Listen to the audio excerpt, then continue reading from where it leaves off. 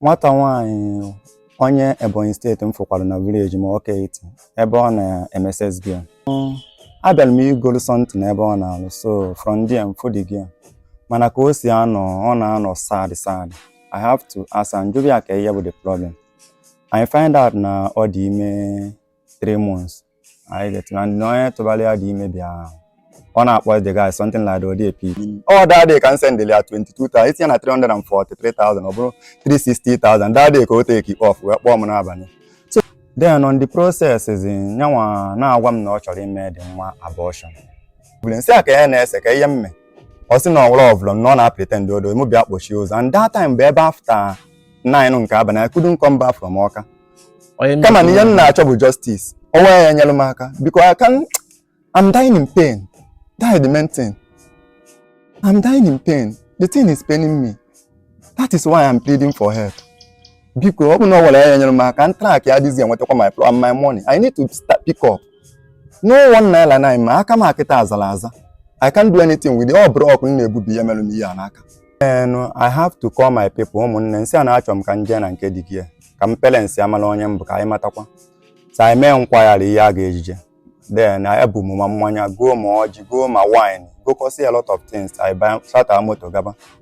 Since I don't like nothing.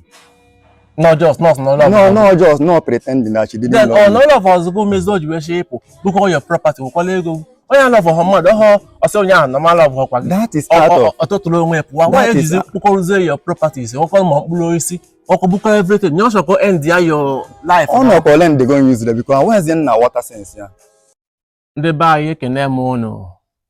This is Urbanized Media. Welcome back to this episode. Today, I want to learn a story.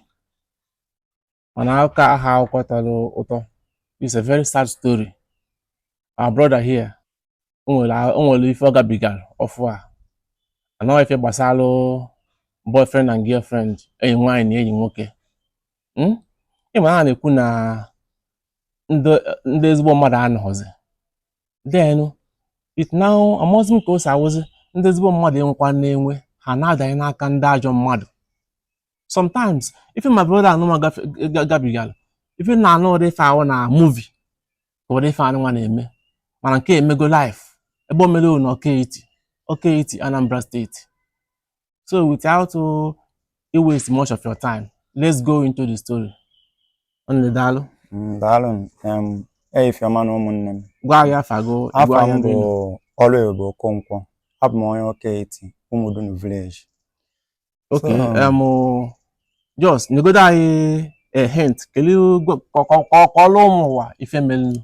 Okay, ihe melu bụ na nwata nwaanyị onye Ebonyi steeti m fụkwara na village ma Ọka Iti ebe ọ na-MSS gear. Uche. Yeah, maybe 2 years ago, 2 years and now. 2024. Yeah, 2024, yeah, 2 years ago.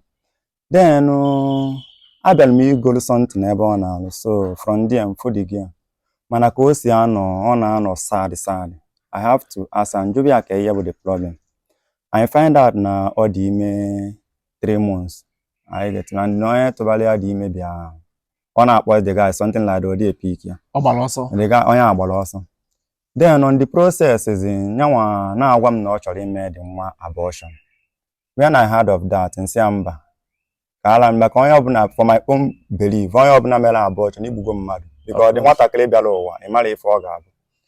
Then nsi itie down yọcha ya si anya emena nwa abortion na ebe ọ dịgolo otu a na aya m ife emeli ya na nga na-afụ na ọ na-erigodu nri dị oke.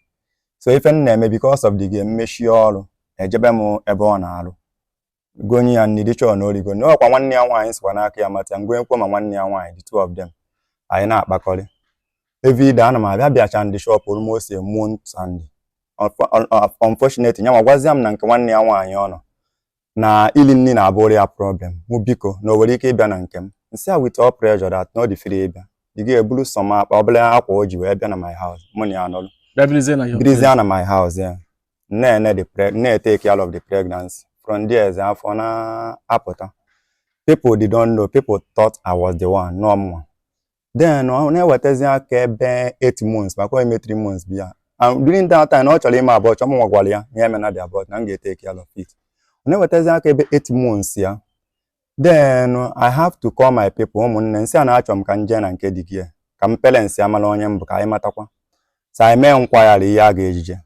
Then I ebu m ma mmanya, go ma ọjị, go ma wine, go kosi a lot of things. I buy sata moto gaba. I lute ngwacha parents ya ebumnobi na nchọrọ ịnụ nwafa nwaanyị anụ. That time ọ dị ime 8 months. Anabata anyị with mmanya anyị ji nekwasị anyị.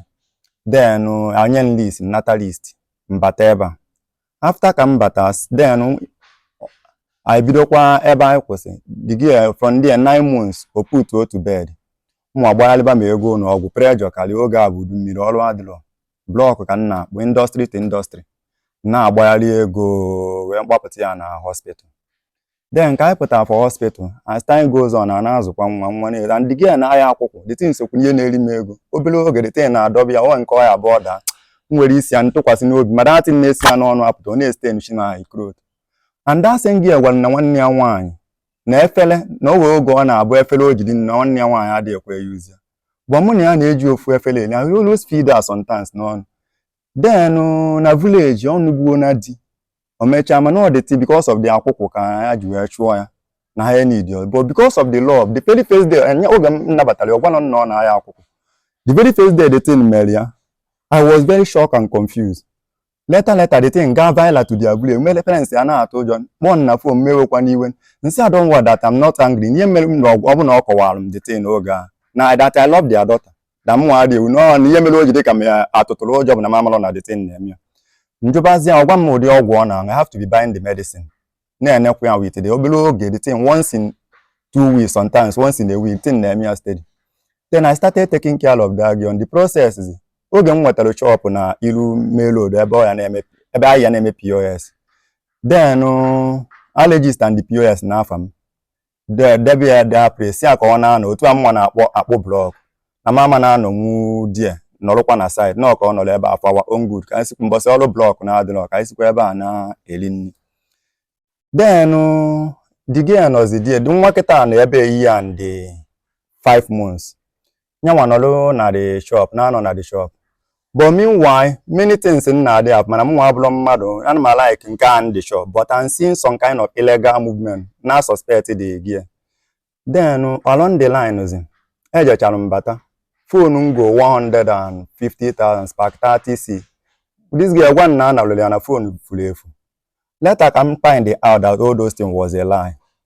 So in Juba again a phone is well, now knows. The thing with them, I have to go and buy another phone. Maka phone na nwere small phone na-use. That big one ana m alapụ area na this is small phone na-use. The big one bụ nweta ọrụ maybe na alụ ọrụ chọọ ka mmeri ya video. I will use that big one and go. Then mana mbọsị m enwere video onye ga-emere video nwere this small one. SIM card nji enweta alert bụ ihe dị na that big phone.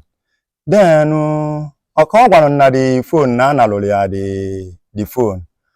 Then after some months, I have to buy another phone. Redmi 14C. That Redmi 14C can debezi no. Then ego dị na account m oge. Okay, omecha anya ma wee na-agwa m na egwukwali awayo 140,000 na dị. See what is going on. And that time mma na-put the pledge on ha ka njemezie ya otu nnata list. Mụ na ekwuchara aka njeme ya na befa. Olu the next week and upper we ọgwa na egwukwali awayo 140,000. So the thing now draws him back ije dị avụli. Amana na dị ga-eji plan. Then nsi anọkwa mana anyị na-akwado ije na village nke kwa nke esi wee kwago ụdị waya again. The thing everybody their way the news circulate. Nsi ana nsogbu adịrọ na ebe ọ dị otu a na mụnwa ya na mmadụ alike karịa mwa outside work mana m ga-eje outside work n'Ọka ka mma nna m ga-akọbakwa ego ka anyị wee nwee ike meet up. So I have to travel to Ọka ijekwa kpụ blọk. Anọzi m ebe m na-akpụ blọk kpụchaa the blọk then lụtakwa some money dịkwa na ego dị na my account POS ya. Ego na-apụta 343,000 naira. Then nwetakwa outside work ọzọ nsị a na m ga-aga that one ka m bata ka m makwa na I meet up. That one a ka m gazi. Then ebe a ka m nọzi ọrụ. Phone link ya ọkpọọ m na phone. Si m bịa ka m bịa kpochie ụzọ na yanwa anọzi ya ka ọ gwa m nke bụ eziokwu na all those days mụ na ya nọ n'ọrụ ọbụla na ọ na-pretend no condition mere o ji wee nabata mụ na ya ji wee nọrọ.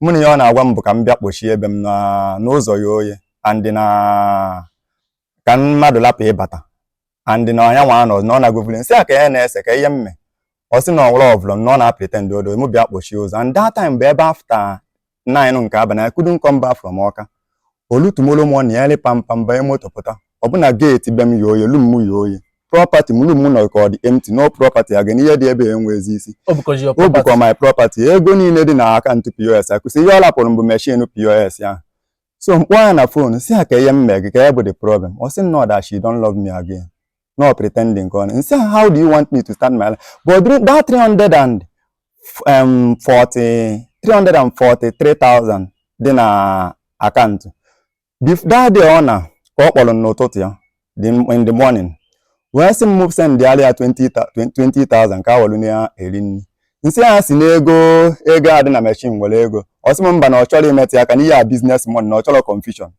na ọ chọrọ da ihe ọ bụla ọ na-emekọ ha ka confusion la mo send the earlier nke a ka asị na ya na-eri nri ọ da dị ka m send ya 22,000 isi ya na 343,000 ọ bụrụ 360,000 da dị ka o take off wee kpọọ m n'abalị so now is na phone ka isi and ihe dị na account m bụ normal account m bụ almost 30,000 send ya 22,000 for 8,000 nsi oke na iwalo 343,000 na-achị na inwekwa the got ebe nnọkwa na anwụ na-akpọ brok gbakwa m send kwala gị 20,000 again nke nwe I have to send 22,000 making it 360 nsi a na ibulu ezigbo mma need wicked for doing this to me osim no nsi and I regret this thing eme osim no mwa bia regret that she's not regretting anything. Are you getting me? So Limon Nanos know the money and a business in a village. And that one me and that money is my sweat and that business could not go. So I had the thing one kata mobi, no way to stand in balloon moon even need empty. Oh go on and all year for na buy ubuku beni ne dieba or what their clearance. Or well anything single thing gas on Jackana as property. Oh, Beni in their workers lap property. Here na bo mobi lap gate open or the cabana and mebelia, lap my room open or the cabana and mebelia. So since that time I have been crying all over the Akaman Azaza. The Ketabu do Miricano. Even in Nabo Wala to me. Chop more mechilia don't know where is it? I can't do the food. Since that time I'm crying for help. That is why you can put on this medium. Come on and get help. My mother knows about any, my mom, my father knows now about any, nobody to help. That is why I'm crying for help. If there is anyone that can help. Some of my property, maybe investigation, all the alarm, I call all money I know here.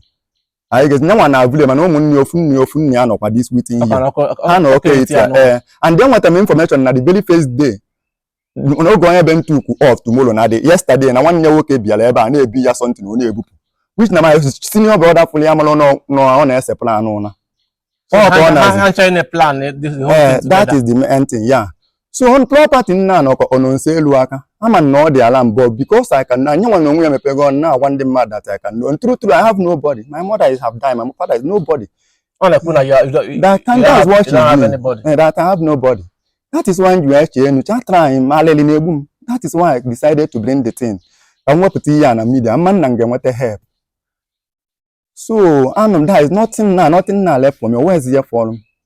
And though I always laugh as people are blaming me to engage with help, but that can never stop me from helping. I mean your job and I'm stop in abortion. I mean your job.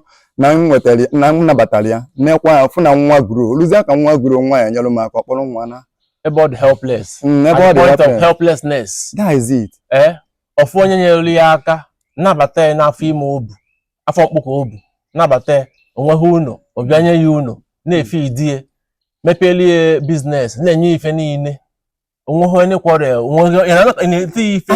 the recording in my phone nkata m oge ona nju am I beating you no ke yebo the problem everything is on record every evidence is on record o were yo ya asim melia witness no ajụrụ m ihe niile ko niile mu ya na aza since I don record njukwu ya kede meg nothing no just no pretending that she didn't then all of us go mezo ji we shape book all your property we call ego onye love for mad ose onye ahụ normal love kwa that is part of ototolo onwe pụwa why you kpokọrụzie your properties ọkọ ma mkpụrụ isi ọkọ book everything you also end your life no call end they go use it because where is in na water sense ya where is in na water sense that time even that was in kajebe adem manaba na adem chop ebe njinwelu hope mmagodi ihe anyị ji akpụ one bag of cement 2005 industry to industry oyen na we make at ya we list almost 140,000 ọ gwara na egwuru ya wee later find out na asị ebe ka enyi ya nwoke ka ọ sendịrị the money 304 something thousand were kwuo with 120 something thousand sị ịgbakọ ihe nifura 500 adị m ekwuzi fonu ngoro ọfụ ọ were onye enyi ya nwoke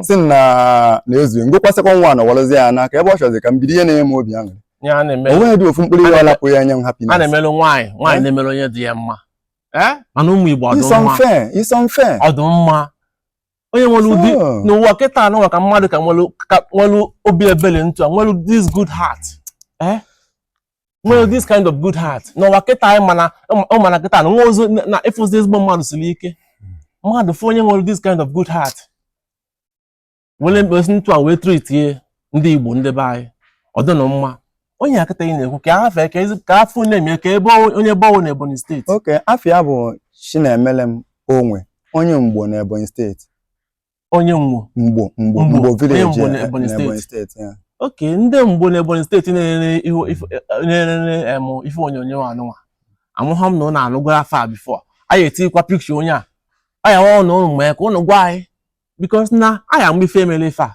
anya mgbe ife emeli enu so kamgbe ahụ ife amịkwa nnụ parents ekwan ka ife ha ikpogo ha na fon ka ife ha na-ekwu maka ife a oge o bu ngwongwo m wee na wite ego m na-akpọ parents ya switch off all their phones ụmụnne ya niile switch off wala nke sọsọ nya maka nna enweta then 1 week ga 2 week ga 3 week ọ na the 4th week ka m si fon tụrụ nwanne ya nwaanyị wee nweta nọmba mpịa na-awụ ya na-ekwa ife na-eme asị m na mụ bịa ka a setụrụ nsị a na m achụrụ nwa unu nwaanyị achụ na ọ bụ na m chụrụ ya na nna eti ya na nya nwamalụkwa otu o si wee were ngwongwo na proper nya wechi ya tia otu ahụ ka m na-asị wee kwuo since ahụ hear from them nna akpọkwa after ka m na-akwụcha nka nna akpọkwazi ya their number is no so onye na-enwetazi bụ that girl.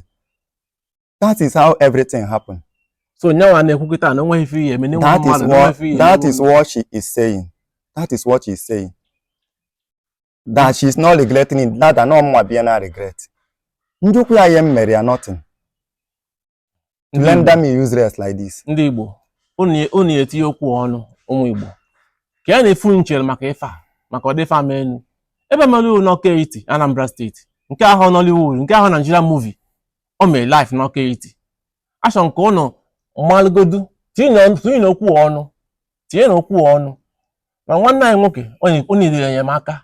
Etu ife sịrị ekwụla ya kịta, onwe ozi, ego niile ọkụ blọg ka ọ na-akpụ, menial job. Wee nwee ike na-esebu nnukwu ego ka ha na nwata nwaanyị wee bido ezigbo ndụ. Ma na-ekosiwechire ndị useless. Nke mbụ na nwanne anyị nwoke a na-ediri help, onye dịrị enyemaka. Nke ịbụọ na-aya achọwa ya nwata nwaanyị. Enyi dị ime ya, enyi dị ikpote ya na ife na ahụ ụkọji ma properties ma ego ife na ahụ ọ ya ewetacha ha ncha niile. Yes, because ahapụ mmadụ mee ọgụ ntu a ọgụ ka ọ na-egbu ya ọ na-etinye ihe ọnụ ịma na ọzọ ife na-ekwesịghị ụka onye nwa na-awụzi n'ezigbo mmadụ. So anyị need itinye ikwu ọnụ. Enyi dị ikwu itinye ọnụ. O nwere ihe ọzọ m chọrọ ikwukwa. Nwata nwaanyị a na-agwa unu.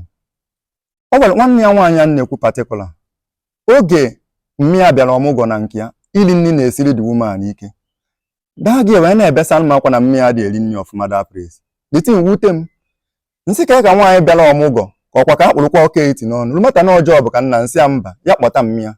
The woman bịara na nke ma feed this woman complete 1 month. Woman na-ezili ọmụgwọ. Oge ọ na-egwukọsị ma bread ma phone new phone, register ya SIM card. Nwaanyị a wee na ndị were ọrụ ihe itiri oge ego niile nlụta n'ọrụ a na ebe that woman. Block niile mkpodiri. Ma ihe nna m ya because of the love nwere. This girl did not think of this thing. Mee nkwari na this okay. The woman was na nke m ka ọ nọ wee ma ọmụgwọ. Onye bịara ọmụgwọ na nke nwa nwaanyị because of na ọmụgwọ. Mmecha ihe niile ihe ha ji wee kwụsị m ụgwọ bụ iwe ka ego niile dị na akaụntụ m fodo ma ebi buo property ma dị mma. Ma mkpụrụ isi jele. Nwoke mkpụrụ isi ọsọ dị ka ọ lapụgo na ndị bi n'ụlọ bata na ya akwụkwọ nke ha ya alacha. Hapụrụ unu open. Lapụgo na phone si ya bịa gbachi ebe. It's unfair. Ọ dịla mma. Ụdị obi dị fa. Ọ dịla and that can never stop me from doing good. Maka mmadụ na-eme mmadụ ji enwe ajụ mana asị Chineke n'ihe ama mme nka nwa ajụ obi. Kama na ihe m na-achọ bụ justice. O wee ya nyere m aka because I'm dying in pain. That is the main thing. I'm dying in pain. The thing is paining me. That is why I'm pleading for help. Because ọ bụ na ọ were ya nyere m aka track ya dịzi enwetakwa my money. I need to pick up. no 1 naira ma aka m akịta azara aza. I can't do anything with it. Ọ bụrụ ọkụ na-ebubi ya melụ m ihe a n'aka. I can't do anything again. Even ili nni na-abụwala. You just want to render me useless. Ndị Igbo ka anyị bịa mere eziokwu a ka o too ozi nnukwu ogologo ma nwanne anyị nwoke na-ejila enyemaka. Enidi ka enyere ya aka. Otu ọ na-esi wee nyere nwa ya aka. Nke ọzọkwa inyekwala ya aka welu chọta nwata nwaanyị a ka anakatakwa ife niile o ji. Anakọta ife niile akwa nne nwezi ka anyị si wee fụ nwe ka a jụọ ya kelee ife na-esi ka o wezi ọnụ ekwuo because na ife ajọwụrụ onwe ọ jọwụrụ onwe ka mmadụ esi enwe ụdị obi a ọjọka ka hapụgodo okwu afọ na ka ghara imebe kote ogologo ma tinokwu ọnụ tinye ọnụ ka ife uche maka ife almenu daalụnụ ruo mgbe anyị afụ mgbe ọzọ.